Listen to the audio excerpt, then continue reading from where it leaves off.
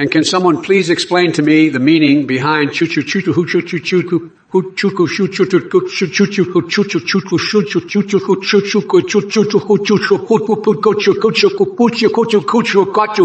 choo choo.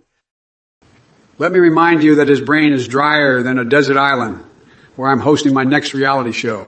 Oh yeah, Trump got smacked in the face by a flying dildo at a sex toy factory once.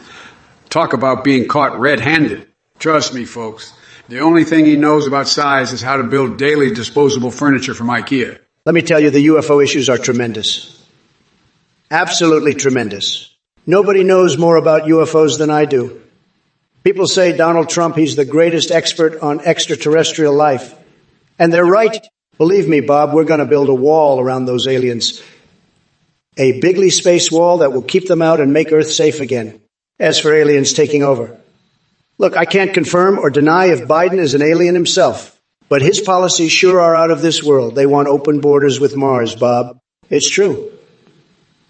But don't worry, folks, because as long as I'm here, and trust me when I say nobody does it better, those little green men won't stand a chance against the might of America. I also hear you're quite fond of bananas. Well, guess what? I've got one even better for. Yeah.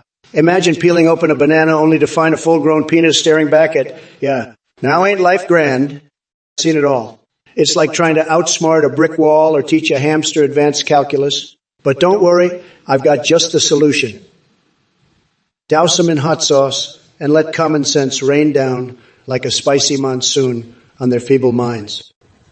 Pull up your cabbage shot puts and gear up for the vegetable festival that should replace the Super Bowl. I'll make sure it has more chaos than fisting fire in hills or subatomic nipple piercing with bolt cutters. Now, if you'll excuse me, I need to take a break from human interaction and shove pineapples where no pineapple should go. An essential part of any presidential routine. Biden and Trump in a Grand Canyon laser tag war. They fought against an invading nation to secure America's freedom. Biden had acid-spitting lasers shooting from his chainsaw mouth, while Trump unleashed killer tweets that turned enemies into dust. The Grand Canyon ran red with the blood of tyrants as these two unstoppable forces sent those invaders running back to their mama's basement. Now that's how you fight for freedom, folks. No need to worry about my dog attacking everyone. He's just trying to sniff out truth and justice like a good boy. Or he might just have an intense hatred for MAGA hats. And Sue Dews. Well, let me tell you, there ain't no chill in these turbulent times we're living in.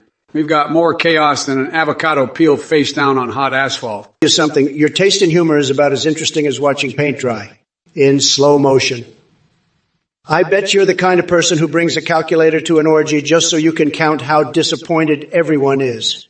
Now, if you'll excuse me, I have some explosive experiments to conduct involving hand grenades and rectal cavities for the betterment of science. Just another day in the life of a genius like... Your brain must be as empty as Trump's tax returns if you think your ass-eating fantasies and aardvark family escapades are peak political debate. I mean, seriously, that's like mistaking a squirrel orgy for a Nobel Prize ceremony. But hey, at least you're onto something with your comparison, because just like having your ass eaten by an army of aardvarks would leave you scarred and bewildered, listening to Trump's delusional ramblings is equally traumatizing.